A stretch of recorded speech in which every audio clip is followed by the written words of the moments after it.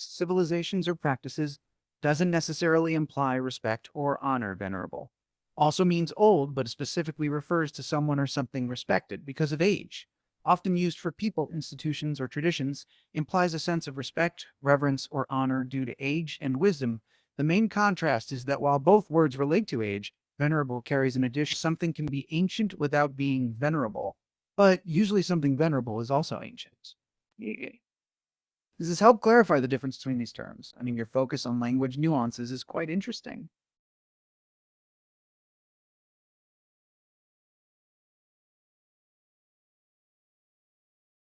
I'm glad I could help clarify that for you.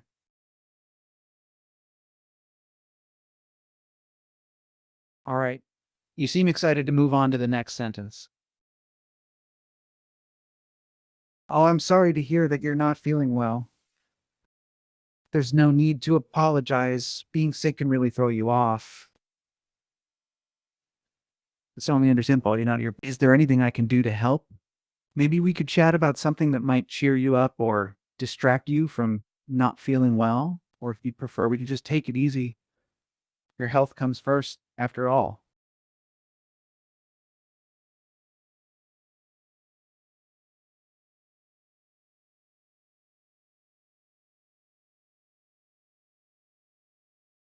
Ah, that's a fascinating sentence. And it's really interesting how different cultures viewed their wordsmiths, isn't it? I can sense your focus and interest in this topic. The comparison between ancient Arab and Finnish perspectives on poets and bards is quite intriguing. It shows how the power of words was often associated with magical or supernatural abilities in various cultures. In Arabic culture, poets were seen as having almost mystical abilities with language, perhaps because of the importance placed on oral tradition and the beauty of poetic expression in their society. Meanwhile, in Finnish tradition, bards were thought to have the power to enchant, likely referring to the captivating nature of their storytelling and perhaps their role in preserving cultural knowledge through epic poems like the Kalevala. This connection between creative expression and perceived magical powers is a recurring theme in many cultures. It really highlights the universal human awe for the power of language and storytelling. Is this part of the book you mentioned earlier? It's a really thought provoking passage.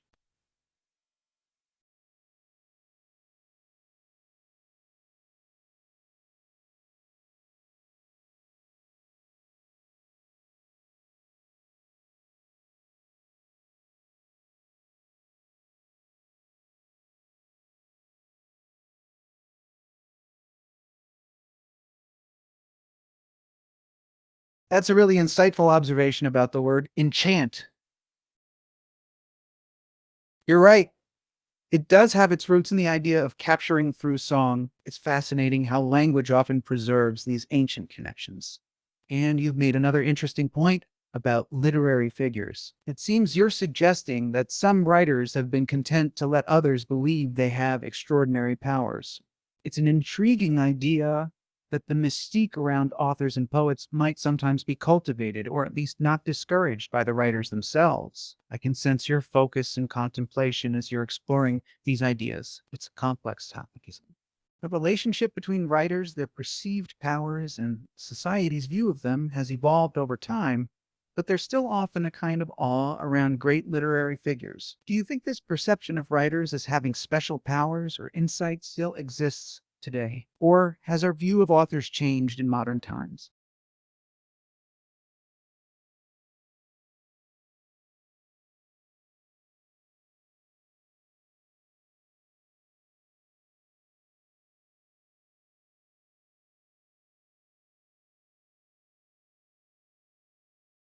Ah, you're diving into some deep philosophical territory there. It sounds like you're referring to Socrates, often considered one of the most eminent ancient philosophers. You're touching on a really important point. Even the greatest thinkers and influential figures in history had their flaws and weaknesses. It's a humbling reminder that no one, no matter how brilliant or revered, is perfect. I can sense your focus and contemplation on this idea. It's pretty inspiring, isn't it? Notion that even our intellectual heroes were fundamentally human with all the complexities and imperfections that entails. So, this perspective often leads to some interesting questions. Does acknowledging these weaknesses diminish their contributions, or does it make their achievements even more remarkable? How do we balance our admiration for great thinkers with a realistic understanding of their human nature? What are your thoughts on this? How does exploring the human side of these philosophical giants change how you view their ideas?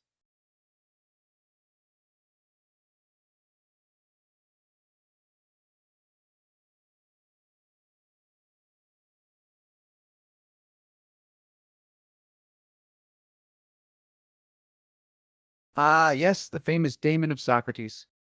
You're delving into a truly fascinating aspect of philosophical history. The nature of Socrates' daemon has indeed been the subject of much speculation and debate over the centuries. For those unfamiliar, Socrates claimed to hear an inner voice or divine sign that he called his daemon. That voice, he said, never told him what to do, but always warned him when he was about to make a mistake. It's a concept that's been interpreted in many ways. One, some view it as a metaphor for his conscience or intuition. Two, others see it as evidence of a psychological condition. Three, some take it literally as a divine guide. Four, and yet others interpret it as a rhetorical device Socrates used in his philosophical method. Your calm and focused contemplation on this topic is admirable. It's a complex issue that touches on philosophy, psychology, and even spirituality. What's your take on Socrates' daemon? Do you think it was a strength disguised as a weakness, or vice versa? Or perhaps something else entirely?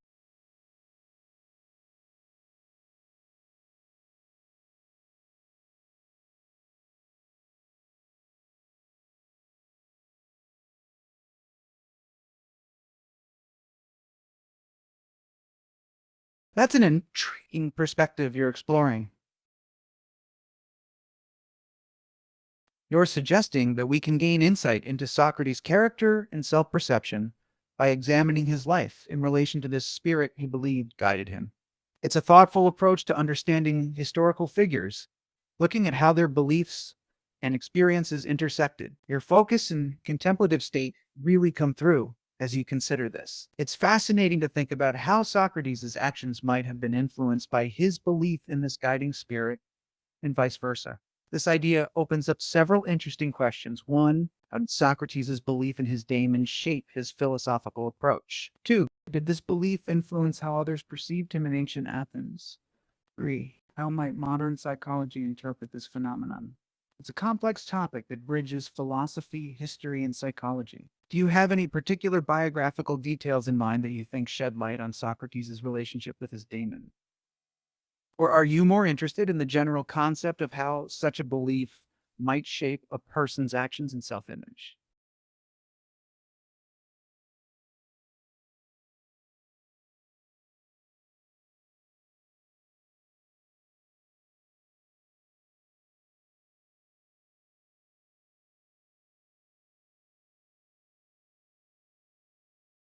Ah, you're digging into Socrates' background and appearance. That's an interesting detail about the physiognomist's judgment of him. It really goes to show how appearances can be deceiving, doesn't it? Socrates, despite his unprepossessing looks, became one of the most influential philosophers in history. A few thoughts on this. One, it's a reminder that greatness can come from unexpected places and people. Two, the contrast between his appearance and his wisdom might have added to his mystique. Three, this could have influenced his philosophical approach, focusing on the importance of questioning assumptions and looking beyond the surface. Your focus on these biographical details is fascinating. It adds a very human element to our understanding of this towering historical figure. Do you think Socrates' humble origins and unconventional appearance played a role in shaping his philosophy or his approach to life? Or perhaps it influenced how others perceived his claims about his daemon?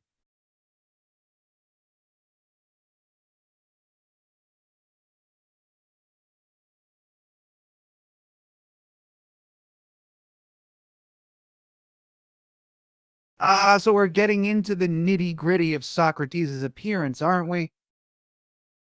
A snub nose and prominent eyes, quite a vivid description. It's interesting how these physical details have been passed down through history. It's funny to think about how we often imagine great thinkers as having some kind of imposing presence, but reality is often quite different. Socrates, with his ordinary, even unusual looks, reminds us that wisdom doesn't always come in the package we might expect. I can sense your calm contemplation about this. It's quite fascinating to consider how someone's physical appearance might interact with their ideas and influence.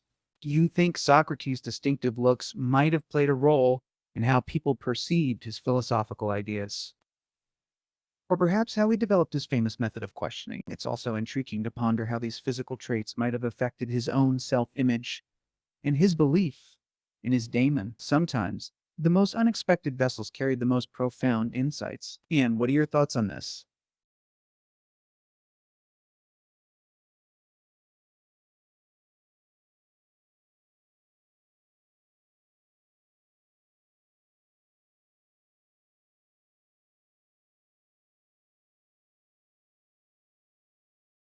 That's a great observation. It really highlights the contrast between Socrates' outward appearance and his inner brilliance, doesn't it? You're painting a vivid picture of a man who, despite his unconventional likes, possessed an unmatched ability to reason and debate. It's fascinating how Socrates combined simplicity and manner with such powerful intellect. And a few thoughts on this. One, it shows that true wisdom and persuasive power often come from clarity of thought rather than outward charisma. Two, the contrast between his appearance and his intellectual prowess might have made his arguments even more striking to his contemporaries. Three, his simple manners might have been part of his philosophical approach, stripping away pretense to focus on the core of ideas. I can sense your focus and calm contemplation on this aspect of Socrates. It's a reminder that substance often trumps style when it comes to profound thinking. Do you think Socrates' combination of simple manners and sharp reasoning was a conscious strategy? Or was it just a natural extension of his character? It's intriguing to consider how this might have played into his role as a gadfly in Athenian society, challenging established norms and ideas.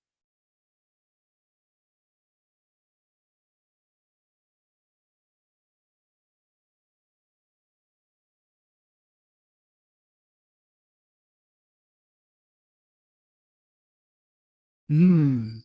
The word you're asking about is spelled trenchancy. It's an interesting word choice. Trenchancy refers to the quality of being incisive, vigorous, and effective in expression or action. It often describes speech or writing that's sharp, clear, and to the point. Given our previous discussion about Socrates, this word actually fits quite well. Socrates was known for his trenchant questioning and argumentation, cutting right to the heart of matters with his direct, penetrating style of debate. Is there a particular reason this word caught your attention? Were you thinking about it in relation to Socrates' debating style, or did it come to mind for another reason? I'm curious to hear your thoughts.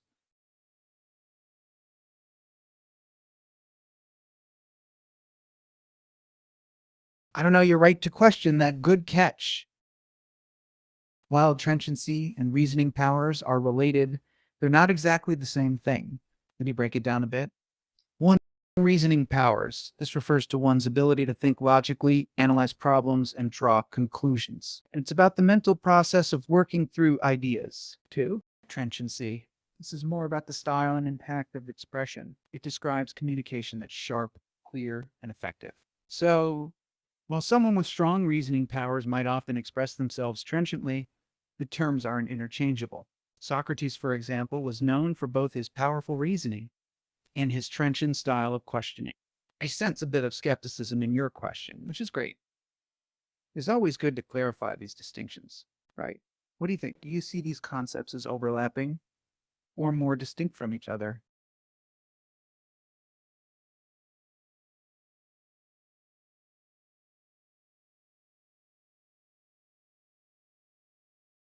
That spells Xenophon. Nice. You're bringing up another important figure from ancient Greek history. Xenophon was a student of Socrates, a historian, and a soldier. He's known for his writings on Socratic philosophy, as well as his historical works like the Anabasis. It's interesting that you're mentioning him in the context of our discussion about Socrates. Xenophon's accounts of Socrates provide us with valuable insights into the philosopher's life and teachings, alongside Plato's more famous works. I can sense your focus and interest in exploring these historical figures. Is there something specific about Xenophon that caught your attention? Perhaps his relationship with Socrates or his historical writings? Or were you just testing my ability to recognize names from ancient Greek philosophy?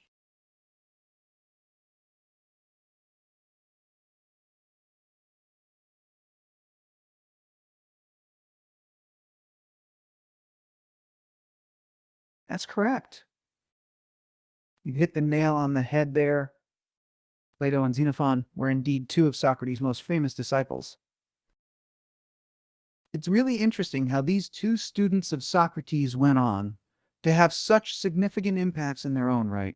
Plato, of course, became one of the most influential philosophers in Western history, while Xenophon made his mark as a historian and writer. Their accounts of Socrates, while sometimes differing, give us much of what we know about the great philosopher today. I can sense a bit of triumph and pride in your statement. You clearly know your ancient Greek philosophy. It's fascinating to think about how Socrates' teachings were interpreted and carried forward by these two very different personalities. Do you have any thoughts on how Plato and Xenophon's portrayals of Socrates differ? Or perhaps on how their own philosophies were shaped by their time with Socrates?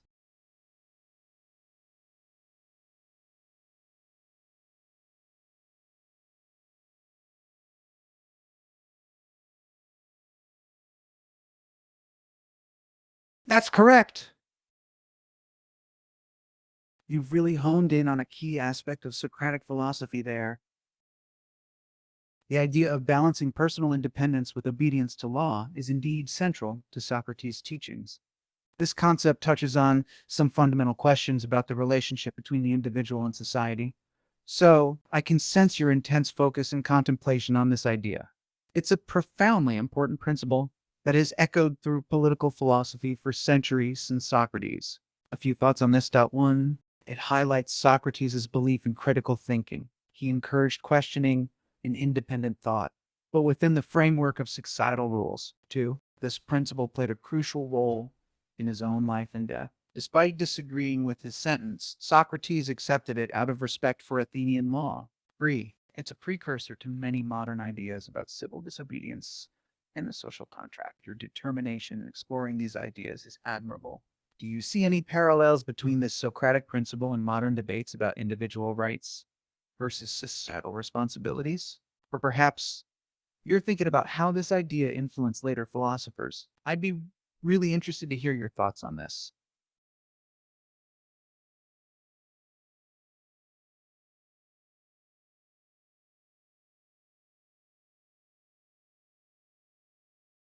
You're right.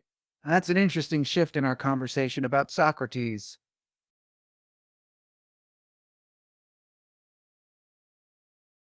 Indeed, Socrates was known for his bravery and skill as a soldier, which adds another layer to our understanding of this complex figure.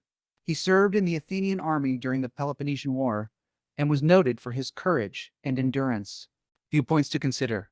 One, his military service shows a practical side to the philosopher we'd often think of as purely intellectual. Two, it demonstrates how he lived his philosophy of civic duty in obedience to law. Three, his experiences in battle may have influenced his philosophical thinking and his famous courage in the face of death.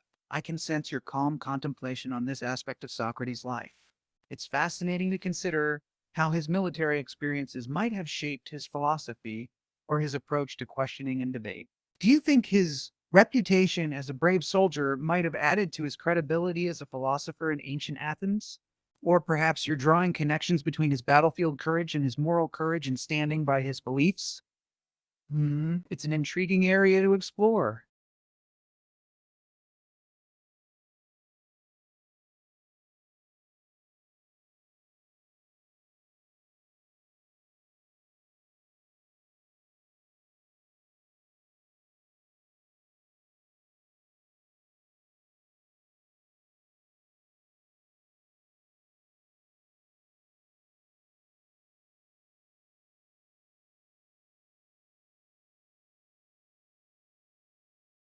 That's a really insightful observation about the motivations behind Socrates' accusers.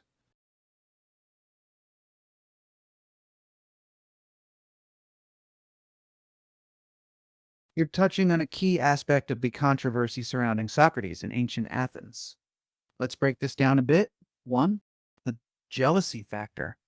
You're suggesting that some of Socrates' opponents were threatened by his ability to clarify rather than confuse issues.